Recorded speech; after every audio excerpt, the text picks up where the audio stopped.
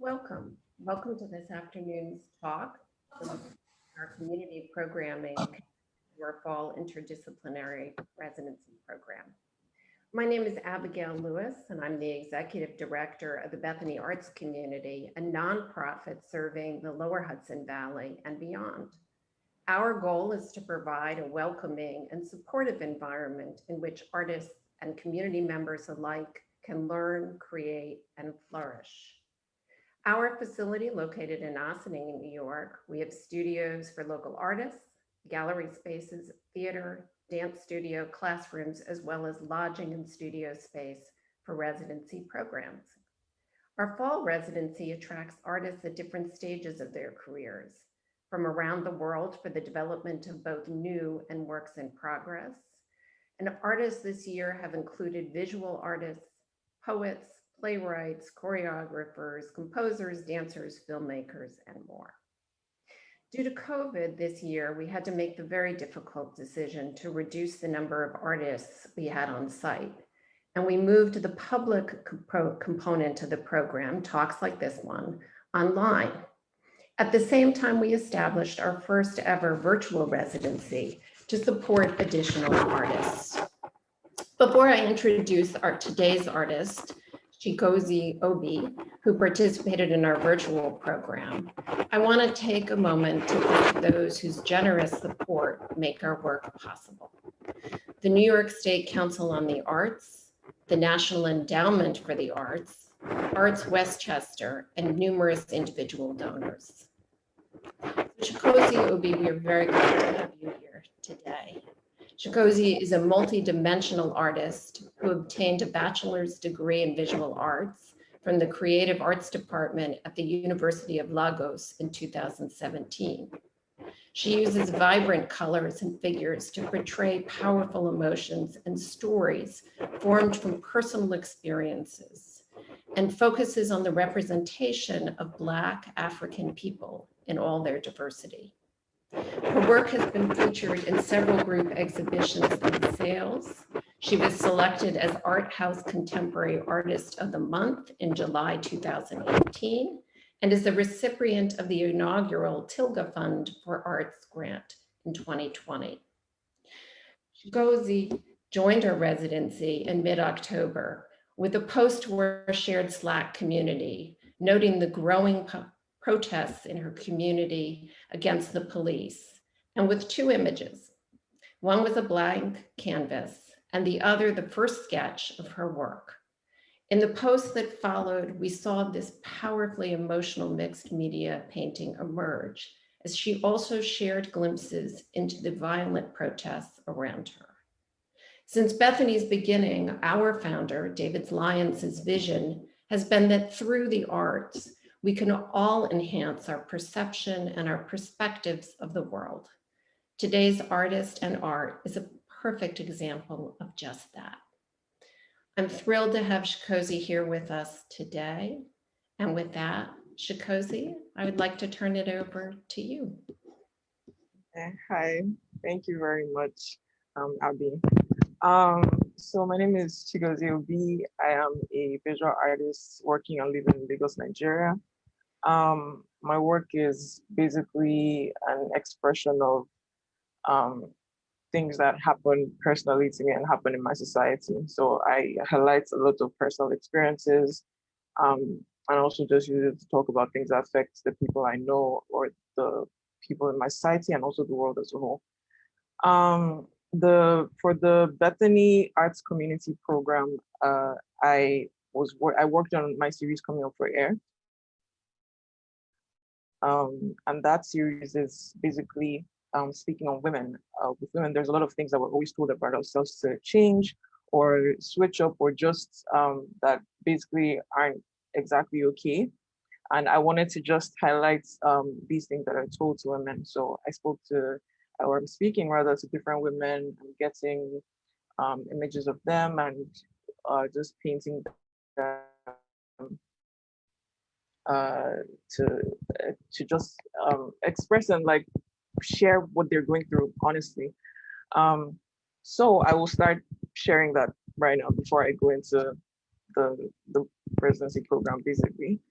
Um, so for the Coming Up for Air series, it's a continuous series. I honestly don't know how long it's going to take right now, but it's going to be something very, very long, I presume, because the things that women are told to about themselves, honestly, are very endless. Starting with this painting. A lot of my paintings, I draw reference, even the titles from my Igbo culture. So I am Igbo of Igbo descent in Nigeria. That is basically my tribe. And I use the Igbo language sometimes to title my works and also just explain my work so that I can basically be relating to the place where I'm from. Exactly. So just like this work, the title of this work is Otuanidi, which means the way we are in English. And this is basically on women who are told that they are too masculine or dressed too masculine in a sense, which is something I feel I can also relate to as a tall girl and also someone who wasn't exactly the most feminine person. I got a lot of that. And so I just channeled that into my work. My work is also, I'm also trying to be very diverse with my work, the kind of people, the different kinds of people I paint, the different kinds of Black people I paint. And so this year, sorry, last year I kicked off painting people with albinism and including them in my work as well, but also going on to highlight people with living with disabilities as well, which I hope to do more of. I also kicked off working with mixed media in my work. And so I have straw board here in the background and also Ankara cloth. Ankara is a type of African cloth with, well, not exactly, it has a bit of history to be honest, but it's mostly known for being an African cloth, which I also use to highlight uh, the different things in my work. And this is straw board in the background. I cut it and then I use paint to paint over it before I stick it to my canvas. So just going on to the work, you can see it kind of highlighted in my work. It's honestly not exactly the easiest thing to cut because the material is kind of, the paper is kind of thick, but honestly, it gives a very beautiful texture when you add it to the canvas, which is something I aim for in my work to just, when you feel it, when you look at it, even with my oil paintings, they're usually very kind of thickly laid in a way, um, especially my highlights. So I'm very big on texture in my work and I'm very, um, I'm big on symbols. I'm big on just having kind of a lot of things to visually look at in my work. Here, this is also painted, but I also have pieces of cloth attached to it. And the title of this piece is Adorned. This is on women who are told that they have too many tattoos or because there's a stigma with how women are seen with that have tattoos. Yeah, so moving on, I have the next piece. This was actually the first piece that I kicked off my mixed media with. And this was it was quite kicking off, like starting mixed media paintings was actually very tricky for me because I was just, I think I was kind of scared to start, to be honest. It's always like very a scary experience starting off a new thing with your work. And it was, for better lack of word, it was just, let me say it was entertaining, to be honest. It was actually very entertaining. And these pieces are actually really quite large. So even with the cutting and all of that, it takes quite a lot of work to get it done. But this is called, going back to my Igbo titling, Wearing Onwegi, which means free to be. This is highlighting mothers and wives who are told that because they are mothers and wives, they are supposed to look or behave a certain way, which I do not subscribe to and I do not feel is the thing that should be subscribed to. Basically saying that women can be free no matter what they they are, or who they marry or whatever, like that. This is also another piece with my mixed media work, and this is highlighting the subject of this piece is the person with albinism. Just going back to my work being diversity of Black people, and this is on, and this speaking to a person with albinism. Actually, this was speaking on her being told that she should put on more makeup because being without makeup, the pale skin and all of that, it would look better with makeup. And this is also things that in this is also things that are told to different women as well that we face, and I can also relate to that as well. So this is highlighting that in this piece. Um, and then moving on to this is on women who are told that their skin is too dark. So in this particular piece, this is still the straw board, but here I have moved to using acrylic paintings on my straw board instead of oil paintings. And the symbol behind her is something from Nigerian culture called NCBD. So this is the NCBD mark for beauty.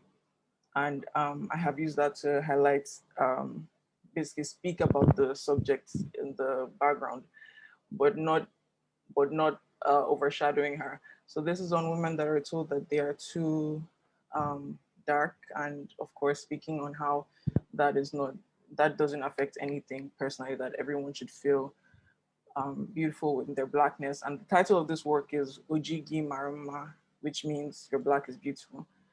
And finally, coming to the work I created in my residency program, this work is called Smile Now. So Na is Pidgin English.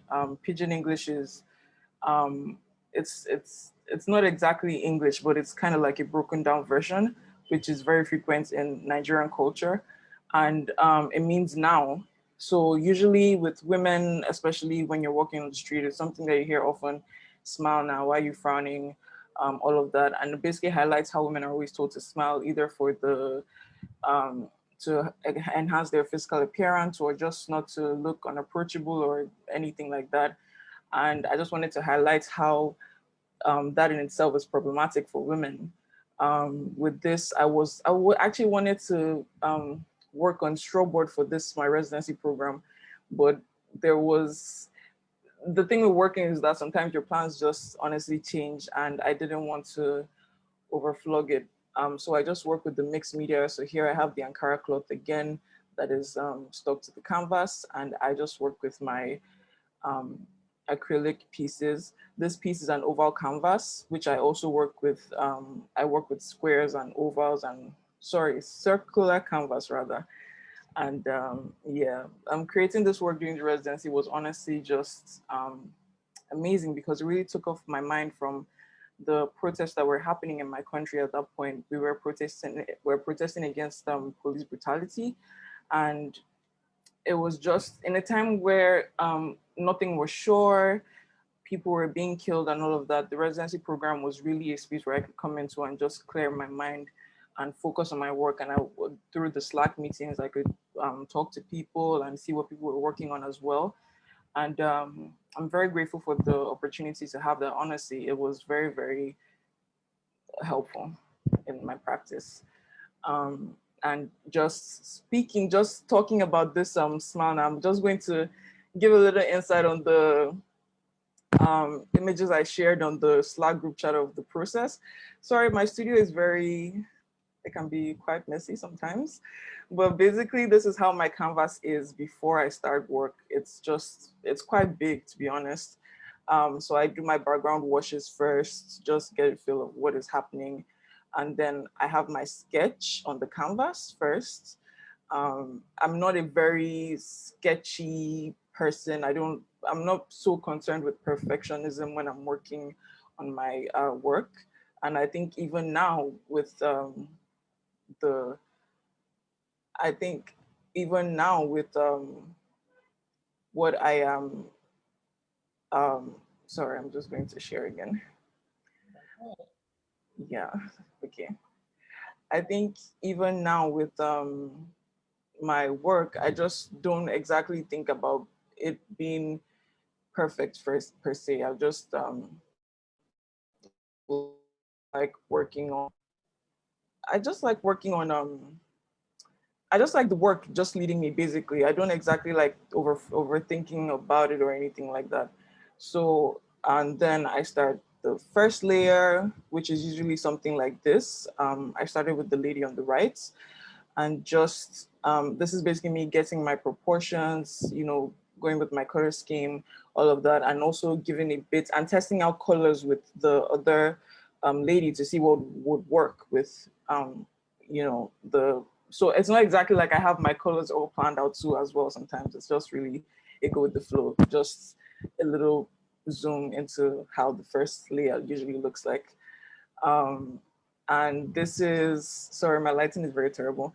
And this is how it was during as I proceeded. So here you can see that from the orange, I let go of the orange and went with the blue instead. It's kind of just all these things with finding how you work, what works best as you're working. And this is just a little zooming into the first layer of the the second lady I painted. And yeah, I don't really have a lot much process in between that, but this is how it was like finally. The lighting, with the bad lighting and everything, it's kind of quite special to me because I remember sending on the group chat that, oh, sorry about my terrible lighting, you guys, and all of that. So looking at the pictures now, it's giving me a bit of nostalgia back to the residency program. Um, so yeah, this is Smile now. And just moving on to, while I was also creating Smile, I was also creating work relating to the protests.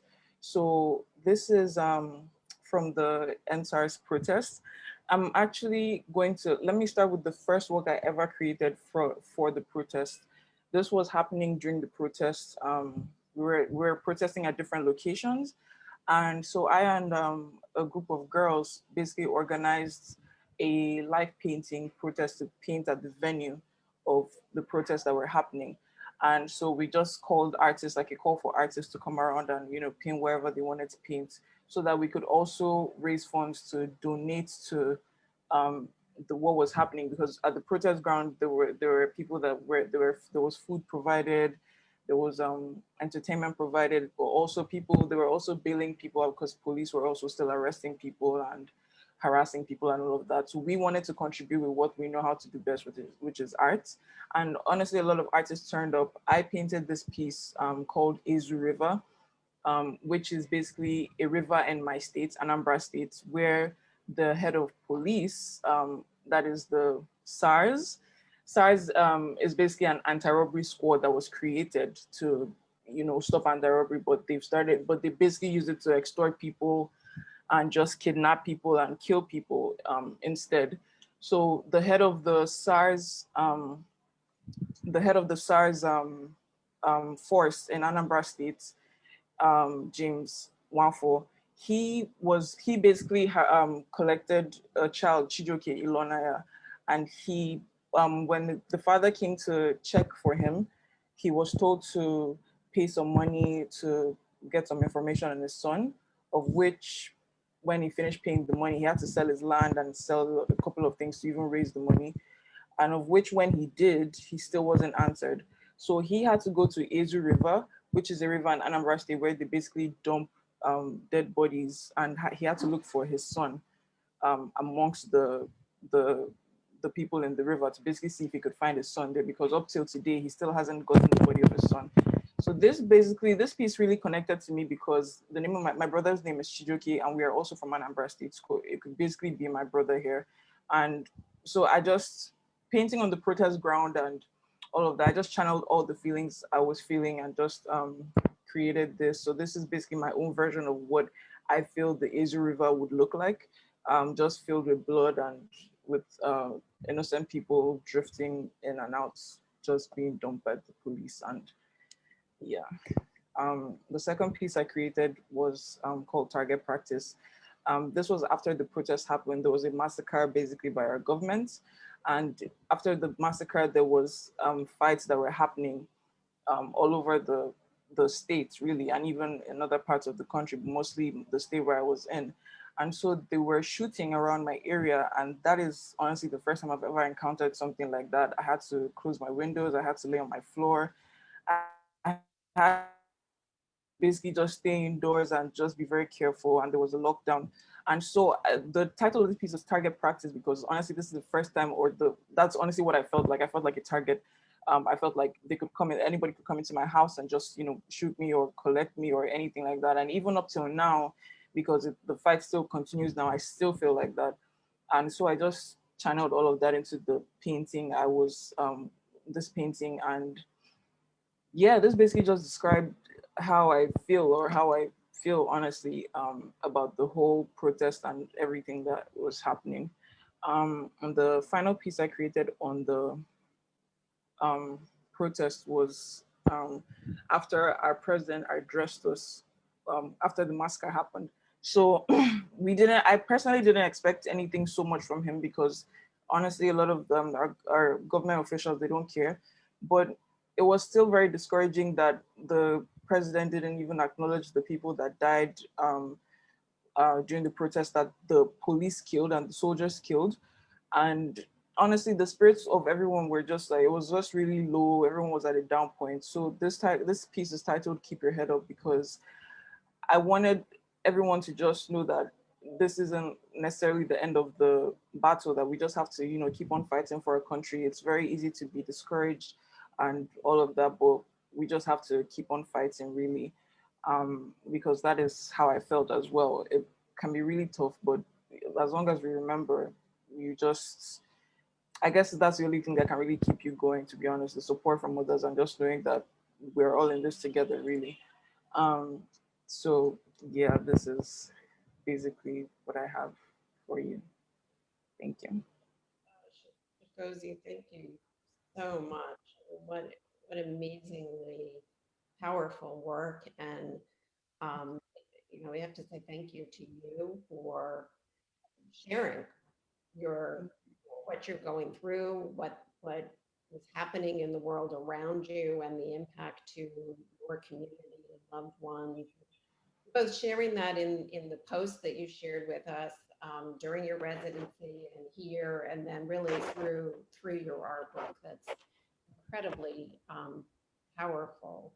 Um, I just want to just share, we've had several comments from Facebook Live about, thanking you for sharing and how clear the impact of what was going on had on you and I'm sure your loved ones, how that really comes across in your work. Somebody made the comment that it's a powerful gesture and a way of really mobilizing people that's important. One of the questions that we have here was a question about whether you were familiar and at all influenced by the Ugandan poet Stella Nyanzi. Oh, I've actually never heard of her before, but I think I should check her out if this comes since this came up. Okay, well we'll get that's from our friend Sherry.